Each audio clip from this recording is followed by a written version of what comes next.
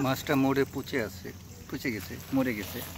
এরকম দেখা যাচ্ছে প্রচুর মাছ মরে পচে গেছে। এই পানিগুলো দুর্গন্ধ, এই মাছগুলো দুর্গন্ধ। সেমন হলে কি হবে? এরা প্রচুর দুর্গন্ধ এবং এটা খাওয়া যায় না, স্বাদ নাই। এরা কোনো মতো যে মরে যাচ্ছে।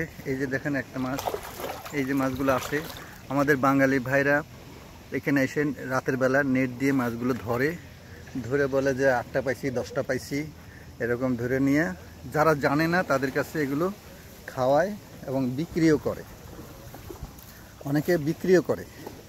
দেখেন এই যে মাছগুলো, পানিগুলো খুবই অপরিষ্কার, খুবই ব্যাকটেরিয়ায় ভরা। দেখেন যতগুলো মাছ আছে, এই মাছগুলো একটাও বাঁচবে না। এই 7-8 দিনের মধ্যেই মাছগুলো মরে যাবে এবং পচে যাবে। ওই পাশে দেখেন সব মাছ মরে পচে আছে, এদের ডিম পাড়া শেষ, এরা মরে গেছে। অনেকে আবার মাছ ধরতে গিয়ে আহত করে ছেড়ে দিছে, অনেকে ডিম নিয়ে গেছে। এই যে ধরেন মাছ এখানে নেট দিয়ে ধরা যায়। সুতরাং এইখানে এই মাছগুলো খাওয়া যাবে না।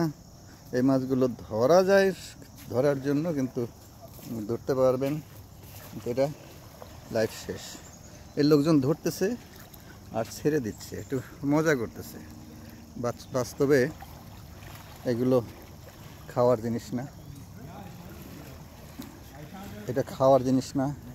অনেকেই আছে মাছ ধরতেছে, আমি একটু দেখাই। যেমন here one fish already rotten fish. This all are rotten fish. You see the whites, all are rotten fish. Here is the problem, here is the problem. It is the rotten fish. Whole water is contaminated, whole water system is contaminated, and the people who are fishing, they need to protect their skin. There will be lots of disease on hand or skin like that. Thank you very much for tolerating me.